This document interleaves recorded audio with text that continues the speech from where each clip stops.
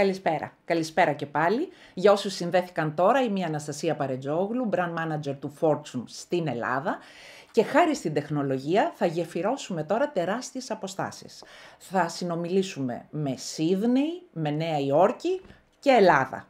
Μαζί μας θα είναι σε μια συζήτηση που θεωρώ ότι θα έχει τεράστιο ενδιαφέρον ο Άλαν Μάρεϊ, Διευθύνων Σύμβουλος του Fortune στην Αμερική και ο Άντριου Λιβέρις, Έλληνας της Διασποράς, πρώην Διευθύνων Σύμβουλος της Dow και πρόεδρος της Dow Chemical και σημερινός founder και chairman του The Hellenic Initiative. Alan, good morning, happy Thanksgiving Day. Andrew, good afternoon. I think it is 11 o'clock in the night in Sydney, 7 o'clock in the morning in USA, and in Greece it is 2:30 in the afternoon. Thank you so very much, both of you, for taking the time to joining us during this very special day and time for you as well. Stakeholder capitalism is your topic, and we are looking forward to listening to your conversation. Thank you so much. It is an extreme honor, even on Thanksgiving Day, to be part of the Fortune Greece CEO initiative, and it's also an extreme honor to be here with my good friend, Andrew Liveris. So, Andrew, thank you for taking part of your night, and thank you all for having us. I want to set the context a little bit, Andrew. I've been a business journalist for 4 decades, and I believe in the last decade, something profound has changed in the way business operates. Much more of a focus on positive impact on society as opposed to just profits for shareholders. You were CEO during that period. I wonder if you could describe what's happening in your own words. Thank you, Alan. Also great and honor to be part of a Fortune initiative like this. And you and I have had many conversations. And I think as I benchmark the conversations during the almost 15 years I was CEO, and now see these last 2 years that I've been out of the CEO role and in many advisory and board positions around the world, I have noticed that the common terms we were using, volatility and uncertainty, have become the new norm. If you think about it from a CEO's perspective, the boundary condition of your enterprise has been pushed and shoved and moved around by all these forces in very, very extreme ways. If you take the turn of the century, the digital revolution that began as I became CEO, if you look at the global financial crisis later in that decade, which came from short-termism and capitalism really failing consumers and institutions. And then if you look at the health crisis we're going through right now, and this is now a crisis of sustainability, and then you look at the overwhelming crisis of 7 billion people becoming 9 billion by 2050, you actually take those 3 existential crises, the ones I just talked about, and if you're a CEO and you're sitting there and you're doing scenario planning and risk management, you suddenly are being thrown out of your boundary conditions. So in other words, what was a planning horizon, 5-year or 10-year or whatever you used in your company, suddenly these existential crises became dynamic and unpredictable. And the term was coined volatile, uncertain, complex, and ambiguous as a condition that became a new normal. I think that all became very real as a CEO, and therefore you had to pivot in the moment and become agile. But the real thing that started to happen, and I'll finish with this point, is this almost divorce between Western democracy and Friedman-style capitalism. The march to short-term profits every 90 days is a publicly owned corporation. Owners in the stock now be having scorecards that were 1-year horizons, whereas our decisions were 15, 20, 30-year horizons, meant that the owners were demanding money back immediately, whereas we well knew that the money we were returning immediately came from decisions made 10, 15 years earlier. And so CEOs and boards started to engage this topic and say, just a second, we have to earn the license to operate from all of our stakeholders, not just the financial owner. We've got to educate the financial owner that if in fact we don't have that license to operate, we don't get profits 5 and 10 years from now. Now, some of the financial owners didn't care as long as they got the dividend quarter in, quarter out, or more recently, share buybacks. to help artificially pump the price of the stock. So these two major scorecard issues had to be replaced. And therefore, the Business Roundtable, which I was a part of, the redesign under Jamie Dimon, and many institutions, big forward-thinking corporations like Unilever and Salesforce, started to say, we are going to have to change the way we measure success. We're going to have to, in the private sector, take the lead. And I believe this new normal of uncertainty, basically flooding our risk management processes, really we have to stabilize against new norms and new metrics. And I think this is what has arrived on the scene. Now, I've got to tell you, you're doing this great with your leadership and your leadership initiative, but it's still the domain of a few, Alan, not the domain of many. And so we've got a long way to go before it becomes a pervasive leadership reaction to our times. And Andrew, that's fascinating. And I really like the way you tied the volatility and speed of change, which you and I have talked about many times, to this development in the purpose of the corporation. But what if this is early days of stakeholder capitalism, what is it going to take to get it to maturity? I mean, it seems to me metrics are going to have to be an important part of the equation, and we don't really have those yet. Yeah, there's some movements going on in the owner base. Obviously, I am associated with Larry Fink's BlackRock. I help advise them now in my new life. Larry was an early leader as an owner. Vanguard and State Street and Fidelity are all starting to talk about ESG metrics and holding boards and CEOs to account. There's still, the few, not the many. So this has to go between asset owners and asset managers, the loop to boards, CEOs, people that work in companies, and then asset owners get funds from pension owners, which are the citizens. That virtuous cycle of capitalism needs to be closed. It's being coined in some circles, inclusive capitalism. There's a movement to actually educate the connectivity between the citizen who has the pension and the citizen who's an employee is the same person. And so you can actually fire people for short-term returns and therefore risk their pension. They don't understand that connectivity is because they want a short-term return on their pension. So asset owners and asset managers are key here, and getting them to change the metrics is key. Climate financial disclosure would be a good example of a metric that's going to become more pervasive as we undertake climate change and hold ourselves to account for emissions. But we need way more ESG metrics institutionalized by the asset owners and asset managers. Yeah, it probably took a century to develop the elaborate financial architecture we put around corporations today and the big four and all of that. So I suppose it's normal to assume this isn't going to happen overnight. No, I mean, the great American model of charity and philanthropy is last century. Now, inclusive capitalism means this is not a charity or philanthropy. It's actually earning the right to operate from society. At Dow, we coined the evolution from moving from a footprint model, where all we cared about was what was within our enterprise, to the first part of the century, a handprint model, where we cared about where our products went, to a blueprint model, which is actually working from the planet backwards. In other words, the planet gives us the right to operate. That means society gives us the right to operate, which means we develop our own scorecards for that.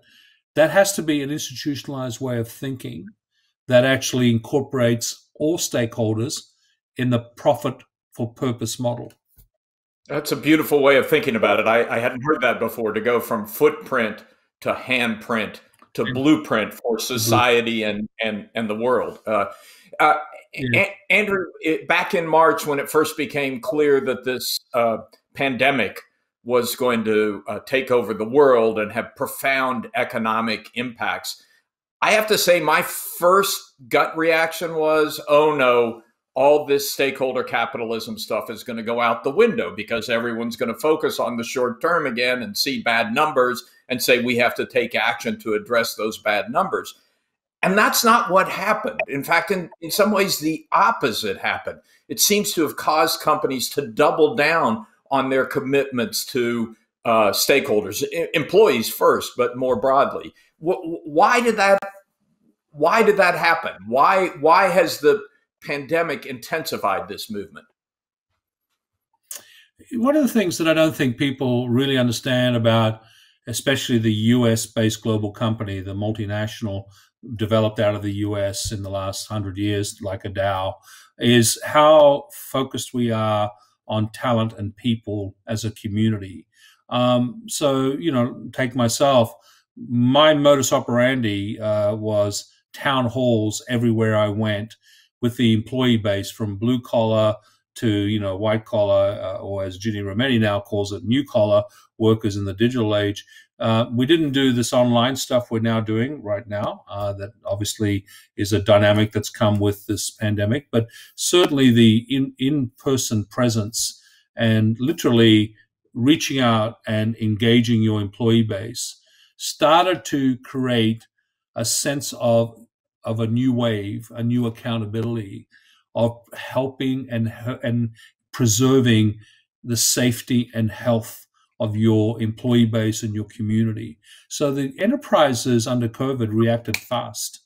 And you've had my successor, Jim Fitling, talk about some of the protocols he put in at Dow as the pandemic unfolded. You've had lots of CEOs in that conversation as I read your newsletter. This is because our focus on our employees is the sine qua non new community. And I used to call Dow a company of communities in 150 locations around the world. So that focus meant we could react to this invasive virus by preserving the health of our people, and therefore really institutionalize environment, health, and safety as the number 1, 2, and 3 topic in our enterprises. Such a fundamental point. There's a statistic in the book Prosperity by Colin Meyer where that refers to an analysis of balance sheets. And if you go back 40 years and look at the balance sheets of big corporations, 80% of the value was plant, equipment, maybe access to natural resources. And if you look at the balance sheets of big corporations today, 85% of the value is intangibles, intellectual property, all things that are rooted in the employee. So the employee has become just much more of the value of the company. Yes. And the toolbox has changed for what success looks like for an employee. The younger employee, the inbound, the generation that's come in the workforce the last 10 to 15 years, of course, quite famously now with Greta Thunberg as a role model to the generational shift. She's actually even the generation behind this generation I just referred to. The youth of the world are basically saying to all of us, and the CEOs have been really first to listen, hey, this is not going well. Your model has not worked. Societal divisions, the social contract is not working. And then the one factor that's become very new over the last 4 years that may be reversed a little bit with Joe Biden's election, Alan, is anti-globalization. This notion that, the pandemic, what has it done?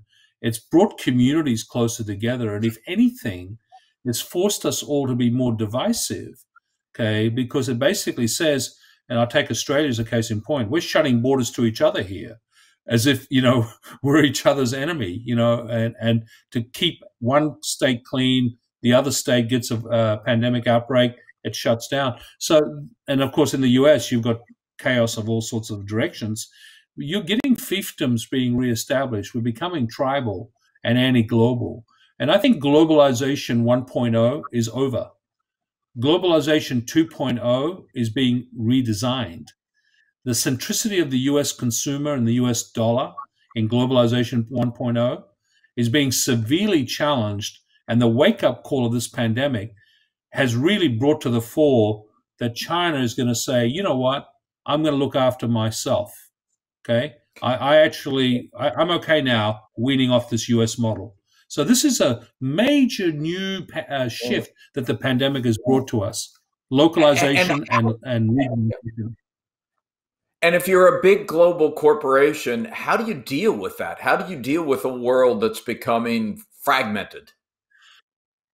Yeah, well, I'm a student of organizational design. I'd like to think back in the 60s, well, before I was recruited by the Dow leadership in the 70s, the famous model was the Matrix. It sounds like a movie, of course, it was a movie, but the Matrix in organizational design was this notion that you had a corporate headquarters that was called international, but all the regions ran themselves, much like, a Commonwealth or a United Nations.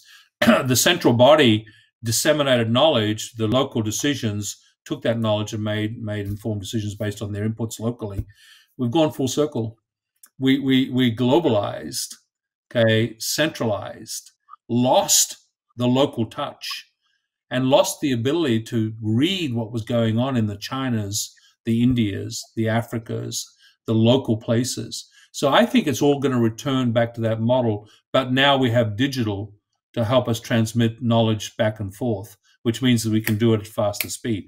Brings a negative as well, because sometimes slowness and pace and patience gives you a better decision than the one in the moment, which of course is a whole other conversation. But that certainly is what I'm observing, that we're going to have to relearn how to operate locally and different geographies. I said at Dow, my goal is one voice, many accents.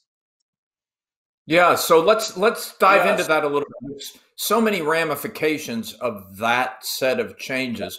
But let's talk about how leadership changes, because I do believe that's one of the big things going on here. The old model of the corporation going back several decades was a kind of an information hierarchy. All the information went up to the top.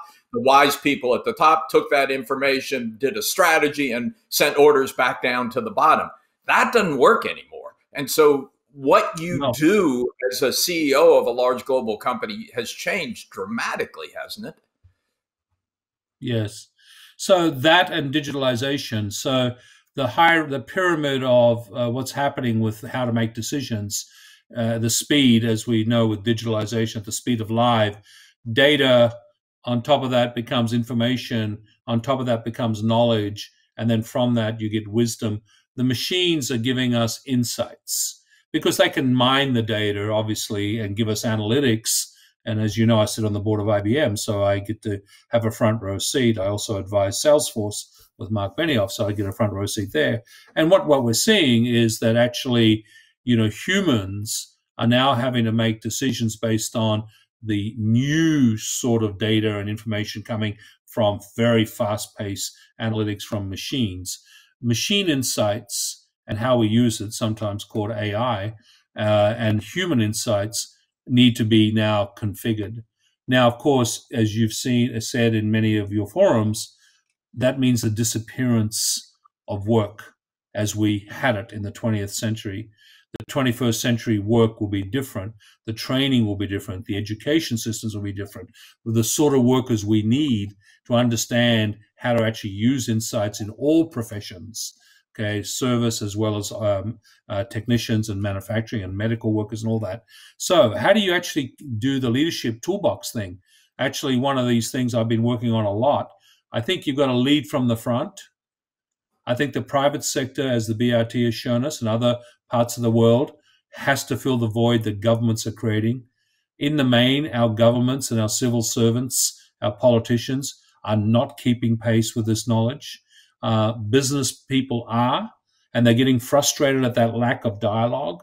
No longer now can you literally rely on the government to set the rules and then the rules to make sense. Look at what's going on with tech and the policing of tech.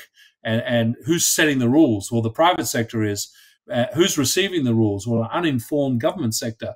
So now you've got to actually lead from the front, and then you've got to basically decide, and this is invest in our youth, that the next generation needs to start running for political office, and literally the informed need to get elected.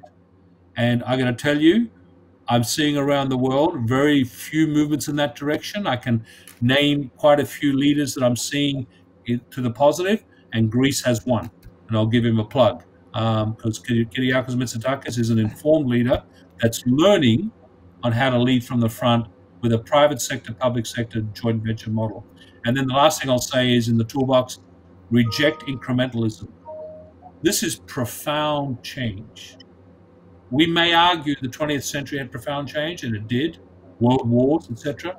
But if you add all these tectonic shifts we've been talking about, digitalization, anti-globalization, ESG factors, and the arrival, the arrival of these once every few years black swans, these are profound. And you've got to reorientate yourself as a leader to this ability to actually engage and lead the change. So true, so important. Thank you so much. You really captured an enormous amount of change in a very articulate and clear way. Thank you so very much. It's a great conversation. I think that we have now important insight from the part of Mr. Liveris on how the world is changing, on how companies are changing, society is changing, and how politics must change in order to meet the society's needs. Thank you very much. It was a very great conversation. It's a great moment of our history as well. And thank you for joining us. We really appreciate it. Anything for fortune. Thank you.